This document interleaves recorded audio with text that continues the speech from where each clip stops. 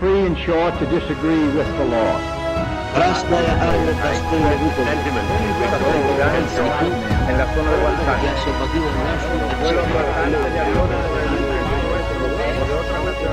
Para la liberación. Que pueden responder en que responsablemente en la construcción de una sociedad más cristiana.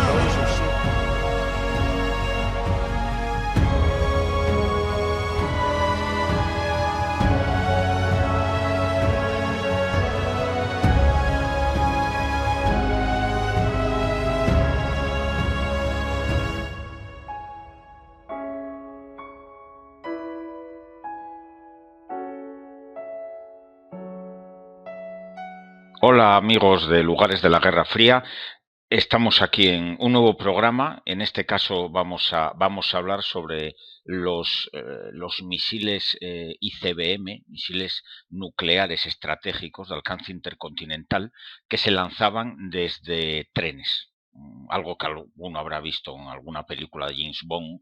Recuerdo que en una de estas de Pierce Brosnan pues salía uno de estos trenes, más o menos, y bueno, no estaba mal recreado. Pues vamos a ver esos trenes. Yo les llamo los trenes de la muerte, eso lo he bautizado yo, no es un nombre que sea oficial, pero son los trenes lanzamisiles soviéticos. No hablo de trenes lanzamisiles norteamericanos porque no existieron. Hubo un proyecto en los años 80 en que los norteamericanos estudiaron la manera de lanzar misiles intercontinentales remolcados por un camión o lanzados desde un ferrocarril, pero los dos proyectos los abandonaron. Queda uno de los camiones queda en un museo y uno de los vagones ferroviarios que llevaba dentro el misil también. Era un concepto muy similar al tren que vamos a ver ahora, los trenes soviéticos, fueron más de uno. Estos nacen en los finales de los 70, pero entran en servicio en 1987. Y su idea era sustituir a los misiles SS-11, que eran unos misiles de alcance medio que estaban desplegados en la zona de los Urales, digamos, hacia el este, y eran los que iban a caer sobre Europa. El problema es que estaban en silos fijos y los soviéticos pues querían darle movilidad, porque un silo fijo estaba detectado por los satélites de los Estados Unidos y eran un blanco seguro. Al tenerlo en una plataforma móvil es muy difícil que den contigo. Estos trenes eran 12 en total. La Unión Soviética puso en servicio 12 trenes a partir del año 87. Cada tren de estos llevaba 3 vagones que llevaban los misiles. El misil era el SS-24 Scalpel, el RT-23, como le llaman los soviéticos. Cada convoy llevaba, digamos, 3 vagones con estos misiles, más una serie de vagones adicionales. Este misil pues deriva del SS-20, del SS-18, y era un misil de combustible sólido. No necesitabas mezclar propergoles o sustancias corrosivas y ácidas para propulsarlo. Su alcance era de 11.000 kilómetros y era similar al tamaño del SS-19. Podía llevar 10 cabezas atómicas de 550 kilotones cada uno. El misil saldría al espacio, allí perdería por las fases del cohete, y al volver a reentrar en la atmósfera, lo único que entrarían eran unas pequeñas pirámides de 1 metro de longitud por unos 30, 40, 50 centímetros de anchura, y esas flechas o pequeñas pirámides o más bien conos, eran de unas pirámides cónicas, pues es lo que llevaría la carga nuclear y lo que impactaría en el terreno. Se construyeron en total 92 misiles, 56 se montaron en silos terrestres, en la zona de Tatishevo, de Permyoyansk y otro campo en Ucrania, y los SS y el resto pues se montaron en los 12 trenes que estaban previstos. En el 94 ya acaba la Guerra Fría, en el 91, y en el 94 ya no queda ninguno de estos trenes en servicio, falta de fondos para mantenerlos, y en 2005 se desmantelaron todos, ya no queda ningún tren. Las estaciones ferroviarias donde las bases de los trenes ya no existen tampoco, están abandonadas. En total hubo 36 misiles desplegados en 3 bases, la de Kostroma, que había 12 lanzadores, la de Berchet, que tenía 9 lanzadores, y la de Gladiatka Krasnoyarsk, que tenía otros 12 lanzadores. Estas estaciones pues están en un círculo alrededor de Moscú de entre 400 y 800 kilómetros. Y los trenes, pues cada tren estaba formado pues, por 3 locomotoras, 3 vagones lanzadores que solían ir en el centro del convoy, uno que llevaba combustible, un vagón combustible, otro que llevaba el generador, otro era el puesto de mando, un vagón de comunicaciones, un vagón comedor, un vagón almacén y 2 vagones dormitorio. Uno era el de los oficiales y otro era el de la tropa. Las locomotoras, que eran 3, la primera, la que iba en cabeza del convoy, la pilotaban solo oficiales y las otras 2 las llevaban, que iban de auxiliares para dar potencia al tren, porque estos trenes pesaban mucho. Cada vagón con el misil pesaba 100 toneladas. La llevaban pues suboficiales o tropa. Vamos, realmente en la Unión Soviética, el ejército soviético no existían suboficiales y tropa, eran más o menos era la misma clase. Los trenes patrullaban más o menos 1500 kilómetros alrededor de sus estaciones, y esas vías tenían que estar reforzadas, porque estos trenes pesaban mucho más que un ferrocarril normal, y patrullaban, es cierto, sobre vías civiles, pero zonas que estaban reforzadas.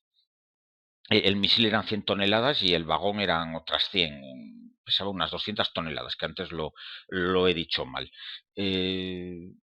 Se probaron en el 91, justo antes de acabar la Guerra Fría, se llegó a probar un tren de estos en una explosión para ver la resistencia que tenían una detonación cercana, de 1 kilotón de potencia. No lo hicieron con una bomba atómica, lo hicieron con explosivo convencional. Metieron pues eso, unas 1000 toneladas de TNT y las explosionaron a 400 y pico metros del ferrocarril, del vagón, de un tren completo, más o menos, para ver la resistencia. Si aguantaría una explosión nuclear cercana de 1 kilotón. Y se dieron cuenta que sí, que el tren aguantaba, eran trenes semiblindados.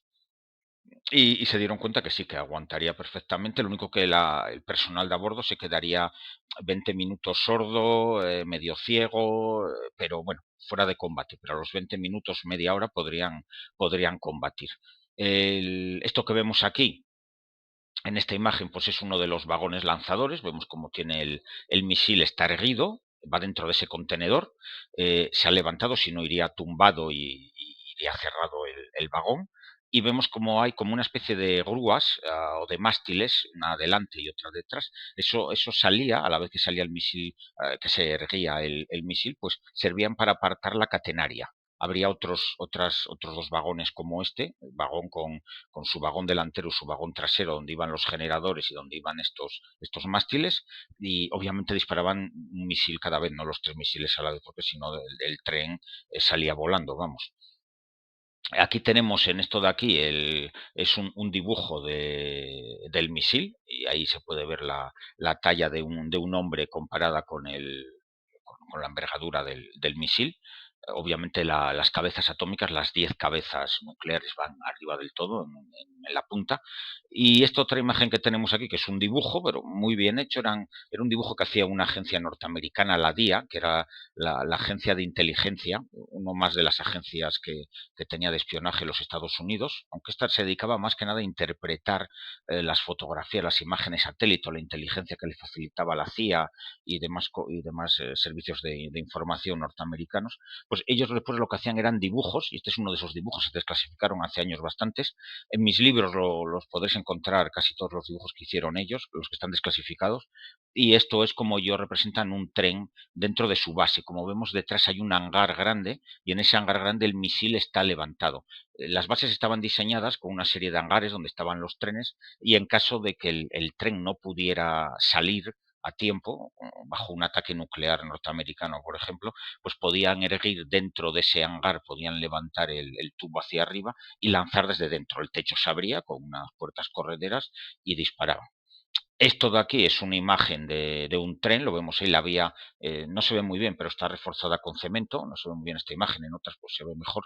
No hay muchas imágenes de los trenes atómicos. Hay uno en un museo cerca de Moscú, una parte, por lo menos el vagón y una de las locomotoras, vemos en las 3 locomotoras y la serie de vagones. Los misiles van en la parte de atrás, vemos 3 vagones con ventanitas y a partir de ahí es donde van los misiles. Esto de aquí es un dibujo mío, una composición de un tren donde lo podemos ver aquí solamente para un misil, habitualmente llevaban 3 misiles, pues habría que añadir pues 1, 2, 3 vagones más por cada misil, otros 6 vagones adicionales a lo que yo he dibujado aquí. Vemos las 3 locomotoras delante, los 2 vagones de personal, el vagón cocina, el vagón almacén y después ya vienen el vagón con generadores y uno de los mástiles, el vagón con el misil, otro vagón con los mástiles y al final pues otro vagón almacén que es el que iba cerrando el convoy.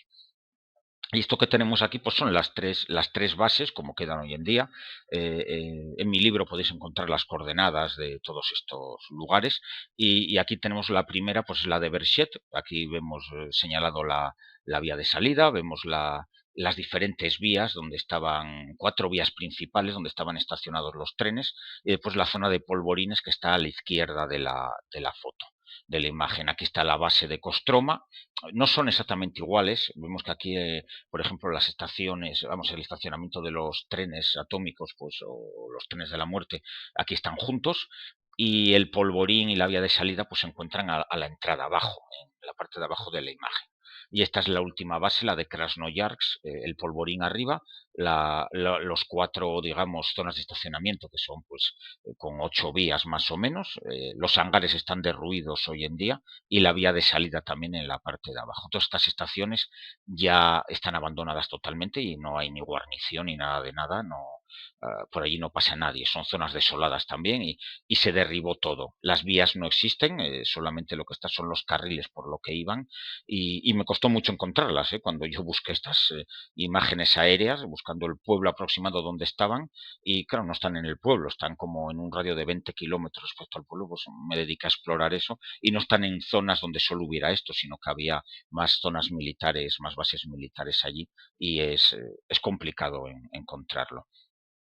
Todo esto lo podéis encontrar información sobre esto y muchas más cosas en el último libro que he publicado yo, que es Armas nucleares de la Guerra Fría, y es un recorrido por todo el armamento nuclear de esta época, tanto el lanzable desde submarinos, los misiles intercontinentales, el lanzable desde los bombarderos y bueno, todo este tipo de instalaciones con sus coordenadas y con todo. El que quiera pues lo puede adquirir en Amazon.